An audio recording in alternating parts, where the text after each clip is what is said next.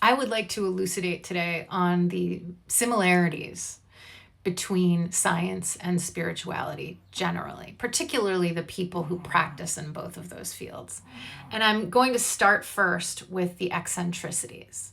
And just to say before I do, both reject one another. Science rejects spirituality because of a fear of undermining research without proof.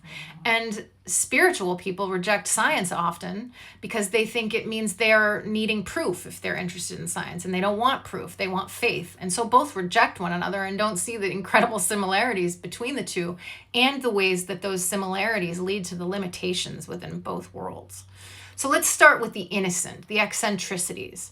I don't think I need to go into specific individuals when we consider the eccentricities of spiritual people. But think about Bashar, think about Cryon, and mediums and intuitive workers, energy workers. We're all pretty eccentric, some more than others, and would be considered very eccentric to the world who doesn't pursue these things, considering crystals and incense and the things we say and believe and the way some of us dress, et cetera, et cetera. We are eccentric. We're an eccentric bunch. That's accepted. Science also is incredibly eccentric, and scientists are incredibly eccentric, and I think it's accepted too, but not in the same way. So I'm gonna give some specific examples of how some brilliant minds were also incredibly eccentric in a similar way.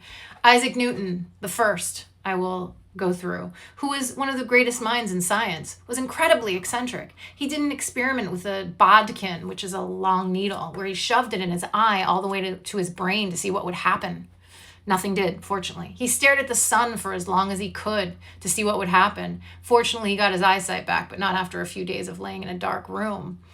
He would wake up in the morning and have to just sit at the edge of his bed, sometimes for hours, because of the rush of thoughts that would come to his brain as soon as he woke up. Some said that may have been because of mercury poisoning, but still, eccentric. He believed in alchemy, changing metal to gold, which probably is possible. We just haven't figured out how, but it was laughed at back then, and that was something he really believed in and focused on at the end of his life.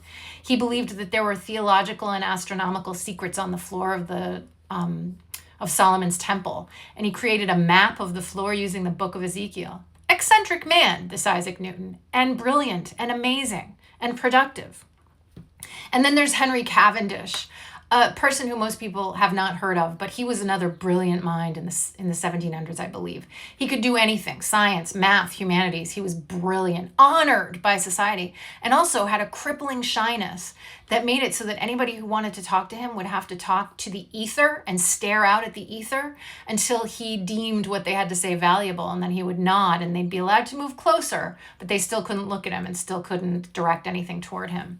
Once, famously, an admirer showed up at his door to extol him, and he answered the door, and the admirer started saying how wonderful he thinks he is. And it was as though the admirer said the compliments hit him like fists, and he reeled from the compliments and then finally ran into a field behind his house and had to be coaxed back. He had to communicate with his housekeeper through letter, not direct communication. That's an eccentric, brilliant mind. Very valuable. Eccentric. And then there was Reverend Buckland, who I don't know would be considered as brilliant as Newton and Cavendish, but quite eccentric. He was an expert in fossils, and particularly coprolite, which is fossilized feces.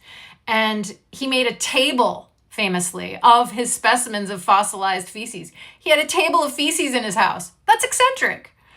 And so now let's consider the ways, separately from the eccentricities shared by spirituality and science, that some of this goes into the darker realm and into the limitations that exist because of these tendencies to allow the ego to drive the car rather than making it sit in the passenger seat and perhaps give some direction, as Ram Dass used to say, but not control the car and cause an accident.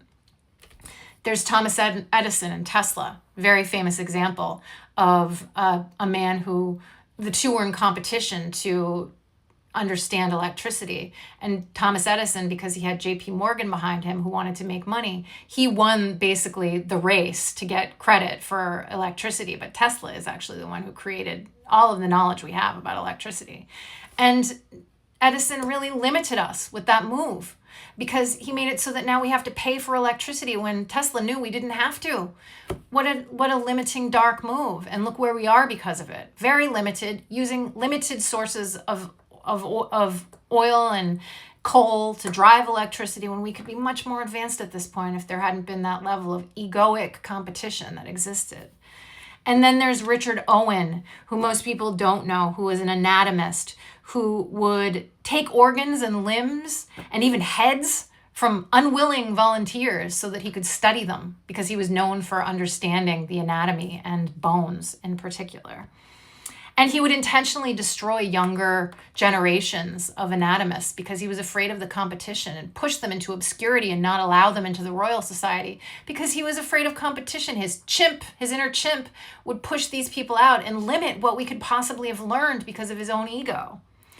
And Mary Anning, who is an incredible woman, a young woman, 11 years old, able to find amazing fossils of dinosaurs and non-dinosaurs in, I think it was Devon, England, on the shores. I might be wrong about that, but it was England, on the shores of England. And she found amazing fossils without tools, without training. She was a young female in a time when females weren't given this kind of weren't given the honor they deserved.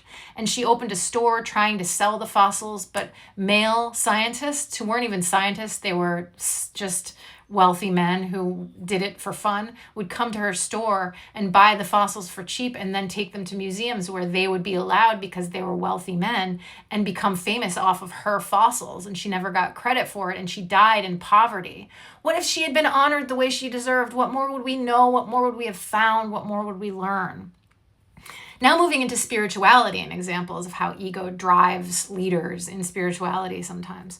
Gurus who have followers who take all kinds of money and commit crimes against their followers, such as Bikram or John of God, for instance, and many others. Mediums who insist that mediumship is a gift that only belongs to the select few, and that there's a hierarchy amongst mediums and psychics, and that certain gifts don't belong to some and do belong to others, and create limitations in our understanding of these gifts which we all share. Religions that believe that their system of understanding is more important than others, and hold others accountable for the fact that they don't share the same beliefs, and sometimes act in violence because of it. What an incredible limitation on humanity. Religions that do not allow women to have leadership roles. What an incredible limitation on humanity.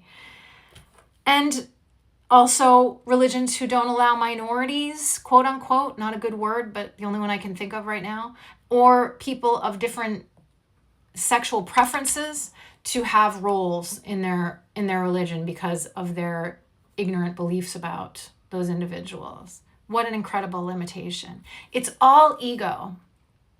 It's all shared amongst both worlds. And both worlds are so important to the development of the consciousness of humanity. And both need to overcome these tendencies to allow ego to push out those who we think are threatening our territory and who we think are dangerous competition, and instead to open our hearts and welcome them. And the first step to doing this is learning how to be present with the self and not holding others accountable for our fear and for our pain.